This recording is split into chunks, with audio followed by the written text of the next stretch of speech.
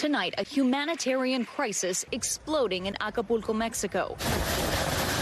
After Hurricane Otis ripped through the beach resort town a week ago, destroying infrastructure and flooding streets and homes. Up and down the coastline, the horrifying evidence of Otis's wrath. Boats thrown like toys along the shore. Many residents now feeling as though they've been left to fend for themselves. Queremos ayuda, ayuda. Se nos fue todo en el agua. No.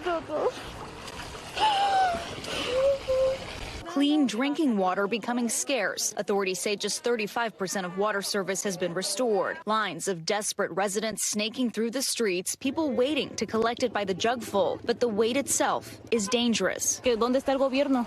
¿Dónde está el apoyo del gobierno? Mire usted si quiere ver la fila. Nos dicen que desde las 8, nosotros estamos aquí desde la madrugada, 5 de la mañana, arriesgando que nos asalten, porque ahora están asaltando en las calles. Looting in the days after the storm stripped store shelves bare. Food now coming from a government-backed community kitchen. Otis's rapid escalation from a tropical storm to a monster Cat 5 hurricane in just 12 hours, leaving residents like this woman with little time to prepare. El agua.